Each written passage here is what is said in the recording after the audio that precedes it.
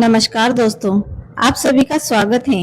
दोस्तों, एक बार यमराज और चित्रगुप्त यमलोक में बैठकर बात कर रहे होते हैं। तभी चित्रगुप्त यमराज जी से पूछते हैं, हे प्रभु, किस कारण से मनुष्य की अकाल मृत्यु होती है?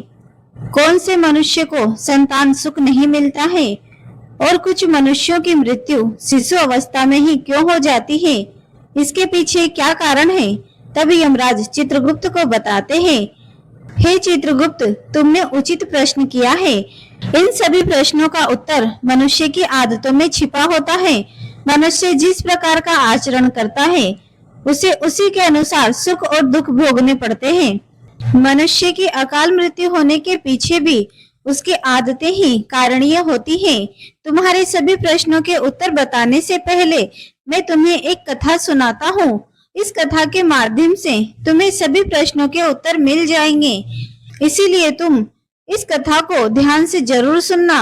तो दोस्तों, यमराज ने चित्रगुप्त को जो कथा सुनाई है, हम वह आप सभी को सुनाने जा रहे हैं। इस कथा में मनुष्य के आचार, विचार, अच्छी और बुरी आदतें तथा जन्म मृत्यु के विषय में बहुत ही महत्वपूर्ण ज्ञान दिया गया है। इस ज्ञान को कभी आधा अधूरा नहीं सुनना चाहिए। तो चलिए बिना देरी किए शुरू करते हैं। यमराज कहते हैं, हे चित्रगुप्त, किसी समय की बात है, मध्य देश में एक अत्यंत सुंदर नगरी थी। उस नगरी में एक धनवान सेठ रहता था, जिसका नाम था आत्माराम। आत्माराम बहुत ही मेहनती था। उसने अपनी मेहनत से सारा धन इकट्ठा किया था। उसका बहुत बड़ा व्यापार था और साथ ही उसके पास बहुत सारा खेत था। पूरे नगर में आत्माराम जितना धनी इंसान कोई नहीं था। सौभाग्य से आत्माराम के 3 पुत्र थे और 2 पुत्रियां थी। आत्माराम के सभी पुत्र पुत्रियों का विवाह हो चुका था। आत्माराम के 3 बेटे उसी के साथ रहते थे और उसके कामकाज में उसकी सहायता करते थे। आत्माराम का बड़ा बेटा किशन बहुत ही समझदार और बुद्धिमान था। वह अपने पिता के सारे काम संभालता था। छोटा बेटा गणेश भी खेत देखता था और खेत के सारे काम करता था। और तीसरा सबसे छोटा बेटा पढ़ाई करता था। आत्माराम के दोनों बेटों का विवाह हो चुका था और कुछ समय बाद पढ़ाई खत्म होने पर उसने उसके छोटे बेटे का भी विवाह करा दिया और उसे भी अपने व्यापार में काम पर लगा दिया। भगवान की कृपा से सब कुछ ठीक चल रहा था। कई वर्ष बीत गए। आत्माराम के बेटों ने उसके व्यापार को और बढ़ा दिया और जब आत्माराम की मृत्यु का समय निकट आया तो उसने अपनी संपत्ति का बंटवारा करने का सोचा और अपने तीनों बेटों को बराबर हिस्सा करके उसने अपनी सारी संपत्ति तीनों बेटों के नाम कर दी और बड़ी ही प्रसन्नता से उसने मृत्यु को गले लगा लिया। आत्माराम की मृत्यु के बाद उसके 3 बेटे अपने अपने हिस्से में मिली संपत्ति को संभालने लगे। ऐसे ही समय बीतता गया। आत्माराम के बेटे अपने अपने घर पर हर साल अपने पिता का श्राद्ध करते थे और नदी में जाकर तर्पण भी करते थे, जिससे आत्माराम की आत्मा को शांति मिले। आत्माराम के बड़े बेटे को 3 अत्यंत सुंदर पुत्र की प्राप्ति हुई। फिर छोटे बेटे के 2 पुत्र और 1 पुत्री हुई, लेकिन सबसे छोटे बेटे को कोई संतान नहीं हुई। बहुत साल बीत गए, लेकिन सबसे छोटे बेटे को कोई संतान नहीं हो रही थी। उसने कई उपाय भी किए, लेकिन उसे कभी संतान सुख नहीं मिला, जिस कारण से वह सदा ही दुखी और निराश रहने लगा। कुछ साल बीतने के बाद आत्माराम के छोटे बेटे की तबीयत अचानक खराब हो गई और वह बीमार रहने लगा। उसने अपनी बीमारी के इलाज में अपने पास की सारी जमा पूंजी खर्च कर दी। वह दूर दूर से वैद्य को बुलाकर अपना इलाज करवाता था। बीमारी के कारण वह अपने कामकाज पर ध्यान नहीं दे पा रहा था, इसीलिए उसकी परिस्थिति और भी अधिक खराब होने लगी थी। उसने कई बार अपने भाइयों के पास मदद मांगी और उनसे पैसे उधार लेकर जीवन का गुजारा करने लगा। कई वैद्य को दिखाने के बाद भी उसकी बीमारी ठीक नहीं हो रही थी, जिस कारण से वह बहुत दुखी रहने लगा था। उसके भाई भी अब उसकी मदद कर करके थक चुके थे, लेकिन अब उन्होंने भी उसकी मदद करना बंद कर दिया, क्योंकि अब वह अपने बड़े भाइयों से ठीक से बर्ताव नहीं करता था। वह अपने भाइयों की उन्नति देखकर जलने लगा था और उनसे द्वेष करने लगा था, जिस कारण से वह और भी अधिक दुखी रहने लगा था। फिर एक दिन अचानक उसकी मृत्यु हो गई और फिर यम के दूत उसे लेने के लिए उसके पास आ गए। यम के दूत उसे घसीटते हुए यमलोक लेकर जाने लगे। फिर यमलोक पहुंचने पर उसे यमराज के सामने लाकर खड़ा कर दिया गया। वहां पर जाने के बाद वह छोटा बेटा रोता हुआ यमराज से पूछने लगा, हे यमराज, मैंने ऐसा कौन सा पाप किया है जिससे मुझे यह दिन देखने पड़े? मैं तो कितना अच्छा भला इंसान था, लेकिन किस कारण से मुझे अचानक रोगों ने ग्रसित कर दिया? किस कारण से मेरा सब कुछ नष्ट हो गया? ऐसा कौन सा पाप मैंने किया है? फिर यमराज कहते हैं, अरे मूर्ख, तूने अपने जीवन में बहुत पाप किए हैं। तेरी बुरी आदतों के कारण ही तुझे यह दिन देखने पड़ रहे हैं। तेरी अकाल मृत्यु होने का कारण भी तू खुद ही है।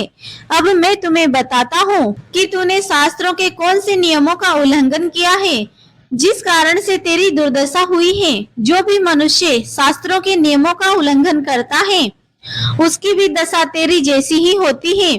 यमराज उस छोटे बेटे से कहते हैं, मनुष्य को हमेशा अपने 5 अंगों को साफ करके ही भोजन करना चाहिए। दोनों पैरों को तथा दोनों हाथों को और अपने मुख को जल से अच्छी तरह स्वच्छ करके ही भोजन करना उचित होता है। इससे मनुष्य के शरीर के रोग दूर रहते हैं और व्यक्ति दीर्घायु बनता है। किंतु तूने तो बिना स्नान किए ही भोजन किया है। यमराज कहते हैं, भोजन शुरू करने से पूर्व उस भोजन के लिए भगवान को धन्यवाद देना चाहिए और संसार के समस्त प्राणियों को भोजन प्रदान करने की प्रार्थना करनी चाहिए। इस प्रकार से अन्य देवताओं को प्रणाम करके भोजन करने से मनुष्य को कोई पाप नहीं लगता है। इसीलिए तूने ऐसा कोई भी कार्य नहीं किया है। तूने कभी ईश्वर का धन्यवाद नहीं किया।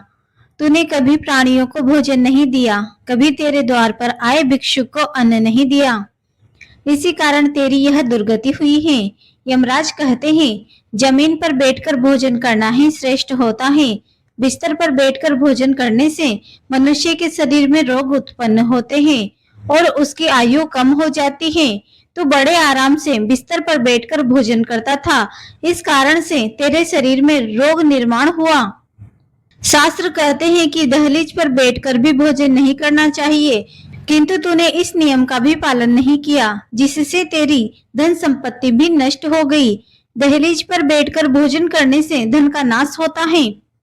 यमराज कहते हैं, 3 प्रकार का भोजन मनुष्य को नहीं करना चाहिए। जिस भोजन के ऊपर से कोई पैर रखकर चला गया हो अथवा कोई व्यक्ति भोजन को लांघ कर चला गया हो, ऐसे भोजन को कभी नहीं खाना चाहिए। ऐसा भोजन अशुद्ध हो जाता है।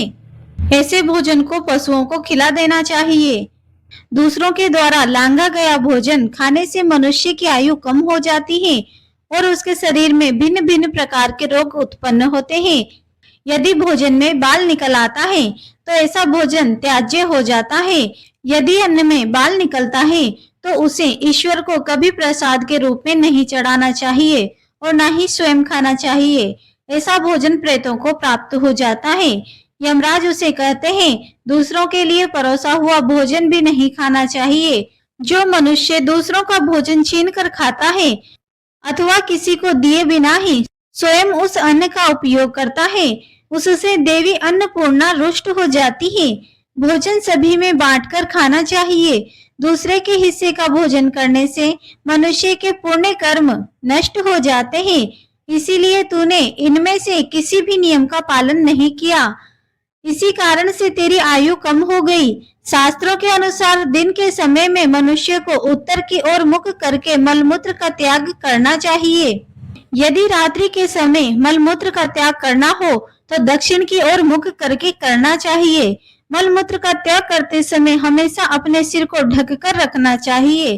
किसी भी पेड़ के नीचे, कुएं के पास, नदी के किनारे के पास, गौशाला के पास, देव मंदिर अग्नि के पास तथा शमशान भूमि के पास कभी मलमूत्र का त्याग नहीं करना चाहिए। शास्त्रों में कहा गया है, खड़े होकर भी मलमूत्र का त्याग नहीं करना चाहिए। इससे शरीर में रोग और विकार निर्माण होते हैं।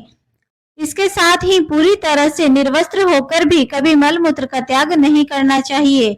चलते चलते कभी पेशाब नहीं करना चाहिए। इससे जीवन में दुर्भाग्य आता है। जूते पहनकर छाता लगाकर भी मलमूत्र का त्याग नहीं करना चाहिए। कभी भी किसी स्त्री, गुरु, देवता, मंदिर और पानी की तरफ मुख करके आकाश में ग्रहों को देखते हुए मलमूत्र का त्याग करना अनुचित होता है। रात्रि में चंद्रमा और अग्नि की तरफ देखते हुए भी मलमूत्र का त्याग नहीं करना चाहिए। इससे जीवन में दुख और संकट आते हैं। मलमूत्र का त्याग करने के बाद उस भाग को स्वच्छ करना चाहिए तथा अपने हाथों को भी शुद्ध जल से साफ करना चाहिए। मलमूत्र का त्याग करने के बाद किसी दीवार पर साफ नहीं करना चाहिए। इससे पशु के रूप में जन्म प्राप्त होता है। मलमूत्र का त्याग करने के बाद उसे अच्छे से ढक देना चाहिए और उस पर मिट्टी डालनी चाहिए ताकि कोई पशु उसे खाए नहीं। यमराज कहते हैं, मनुष्य को कभी निर्वस्त्र होकर स्नान नहीं करना चाहिए। इससे पितृदेव रुष्ट हो जाते हैं। पितृदेव रुष्ट हो जाने पर मनुष्य अपना सब कुछ खो बैठता है। किंतु तूने सदैव ही निर्वस्त्र होकर ही स्नान किया है, जिस कारण से तेरे पितृ भी तुझसे नाराज थे। इस प्रकार से यमराज उस छोटे बेटे को बहुत सारा ज्ञान देते हैं और यमदूतों से कहकर उसे नरक में ले जाने की आज्ञा दे देते हैं। तो दोस्तों, इस प्रकार से मनुष्य को कभी शास्त्रों के नियमों का उल्लंघन नहीं करना चाहिए। यमराज ने चित्रगुप्त को जो ज्ञान दिया है वह अत्यंत महत्वपूर्ण है। उम्मीद है आपको यह जानकारी अच्छी लगी होगी। वीडियो को लाइक जरूर करें। ऐसी ही आध्यात्मिक जानकारी वाली वीडियो देखने के लिए चैनल को सब्सक्राइब करें और कमेंट में जय श्री कृष्ण अवश्य लिखें। आप सभी का धन्यवाद।